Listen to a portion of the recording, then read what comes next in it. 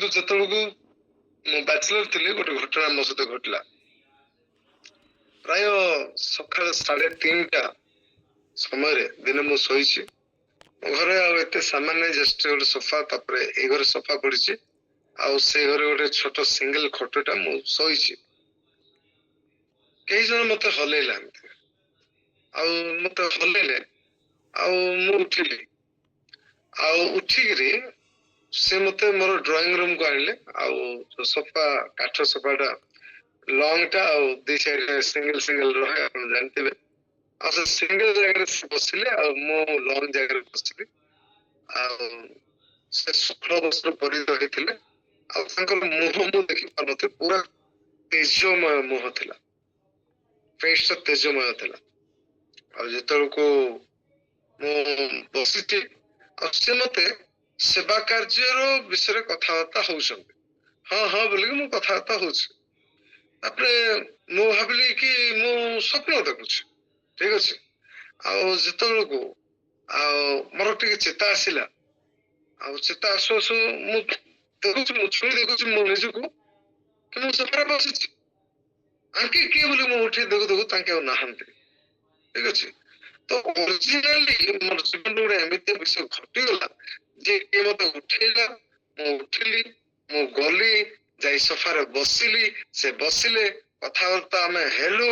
ଆଉ କେମିତି ମୁଁ ୟୁଥ ମାନଙ୍କ ଉପରେ ଟିକେ ବେଶୀ ଫୋକସ କରିଥାଏ, ସେଥିପାଇଁ କିଛିଟା ମିନିଷ୍ଟ ବିଷୟରେ ସେ ଆଲୋଚନା କରାଗଲା। ଆଉ ସେ ମତେ କହିଲେ, ଆଉ ମୁଁ ଯେତେବେଳକୁ ଚେତା ଆସିଲା ମୋର, ସେ ଆଉ ନାହାନ୍ତି, କିନ୍ତୁ ମୁଁ ସୋଫାରେ ସେମିତି ବସିଛି। ଆଉ ପ୍ରାୟ ସକାଳ ଥିଲା, ଆଉ ମୋର ପୁରା ସ୍ୱେଟିଂ ହେଇଗଲା, ମୋ ଦେହ ପୁରା ଝାଳୁଆ ହେଇଗଲି ପୁରା, ଆଉ ଡରିଗଲି ପୁରା। ଏଇଟା କଣ, ଏଇଟା କିଏ ମତେ ଆସି ଉଠିଲା? ମୁଁ ଜାଣିପାରିଲି ଯେ ପ୍ରଭୁ ସ୍ୱୟଂ ଆଉ ମୋ ସହିତ ସେ ସାକ୍ଷାତ କଲେ, ଆଉ ମୋ ସହିତ କଥାବାର୍ତ୍ତା କଲେ। ସେଟା ଗୋଟେ ମୋର ଏନକାଉଣ୍ଟର ଥିଲା। ତାପରେ ଆଉ ମୋ ଜୀବନରେ ମିରାକଲ ହେବା ମାନେ ଆରମ୍ଭ ହେଇଗଲା। ଆଉ ସେଇ କିଛି ଦିନ ପରେ ଆଉ ୟୁଥ ମିଟିଂ ଥିଲା, ଆଉ ମୁଁ ପ୍ରସ୍ତୁତ ହେଇଯାଇଥିଲି। ଆଉ ପ୍ରାୟ 4:30ରେ ଆଉ ଆମ ୟୁଥ ମିଟିଂ ଆରମ୍ଭ ହୁଏ। 5:30 ହେଇଗଲାଣି, ବର୍ଷା ବନ୍ଦ ହଉନି। ଏଇଠି ଭୟଙ୍କର ବର୍ଷା ହଉଛି, ବର୍ଷା ବନ୍ଦ ହଉନି। ମୁଁ ମୋର ବେଡରୁମ ରୁ ଖିଡିକିରୁ ଦେଖୁଛି ଯେ କେତେବେଳକୁ ବର୍ଷା ବନ୍ଦ ହବ। ଟିକେ ବର୍ଷା କମିଗଲେ ମଧ୍ୟ ମୁଁ ଯେମିତି ସେମିତି ପଳେଇବି। ମୁଷଳଧାରା ବର୍ଷା ହଉଛି। ଆଉ ପବିତ୍ର ଆତ୍ମା କହିଲେ, use your power that has been given to you, ତମର ଶକ୍ତିକୁ ତୁମେ ବ୍ୟବହାର କର। ଆଉ ଯେତେବେଳକୁ ମୁଁ କହିଲି, ରେ ବର୍ଷା, ମତେ ୟୁଥ ମିଟିଂ ଯିବାର ଅଛି, ତୁ ବନ୍ଦ ହେବାକରି ବେଡରୁମ ର ଖିଡିକିରୁ ମୁଁ କହିକିରି ଗଲି, ବ୍ୟାଗ ଧରିଲି, ଡ୍ରଇଂ ରୁମରେ କବାଟ ଖୋଲିଲି, ଆଉ ଚାଲିଲି। ବର୍ଷା ଟୋଟାଲ ନାହିଁ, ମାନେ ବେଡରୁମ ରୁ ଡ୍ରଇଂ ରୁମ ପର୍ଯ୍ୟନ୍ତ ବର୍ଷା ବନ୍ଦ। ହାଲେଲୁୟା। ଆଉ ମୁଁ ଗଲି, ଆଉ ବଢିଆ ସେଦିନ ୟୁଥ ମିଟିଂ ହେଲା, ଅଭିଷେକର କାର୍ଯ୍ୟ ହେଲା। ପ୍ରଭୁ ଆମମାନଙ୍କୁ କ୍ଲାଇମେଟ ଉପରେ ମଧ୍ୟ ଅଧିକାର ଦେଇଛନ୍ତି ଯେତେବେଳକୁ ଆବଶ୍ୟକ, ଠିକ ଅଛି। ଆମେ ବର୍ଷାକୁ ଯଦି ସବୁବେଳେ ବନ୍ଦ କରିଦେବା, ତାହେଲେ ଚାଷୀ ମାନେ କଣ କରିବେ? ଯେତେବେଳକୁ ଆବଶ୍ୟକ, ପ୍ରଭୁ ତମ ପାଇଁ କରିବେ। ଯିଏ ଯୀବନରେ ହେଇଥିଲା, ସେ ସୂର୍ଯ୍ୟକୁ ସ୍ଥଗିତ କରିଦେଇଥିଲେ, ମୁଁ ବର୍ଷା ବନ୍ଦ କରିପାରିବି ନାହିଁ ପ୍ରଭୁଙ୍କର ସେବା କାର୍ଯ୍ୟ ପାଇଁ। ହାଲେଲୁୟା। ପ୍ରଭୁ ଏ ପ୍ରକାର ଭାବରେ ଅନେକ ଚମତ୍କାର କାର୍ଯ୍ୟ କଲେ।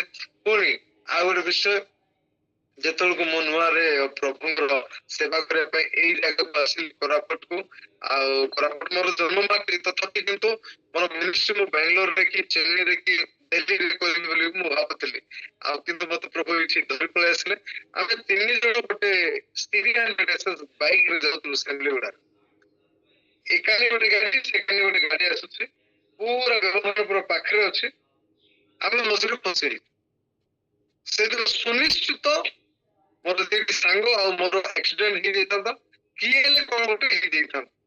ବହୁତ ମାନେ ଆଉ କମ ଗ୍ୟାପ ଥିଲା, ଆଉ ସେଠି ବାଜିବାର ପୁରା ସୁନିଶ୍ଚିତ। ଆମେ ଗାଡି ପୁରା ଯୋଉ ଭାଇ ଚଲଉଥିଲେ ପୁରା ସ୍ପିଡ କରିଦେଲେ।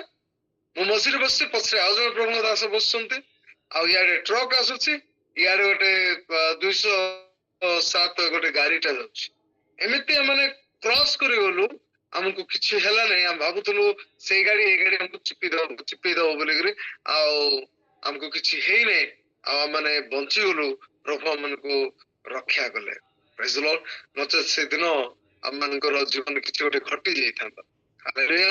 तेरे प्रभु जीवित परमेश्वर से चमत्कार करिया परमेश्वर अटंती आ से मते कथा कहले से आपन कथा कहबे से मते दर्शन देले से आपन मान दर्शन देबे प्रभु साक्षात दे आ समस्त आशीर्वाद करंतु आमेन प्रेज द लॉर्ड।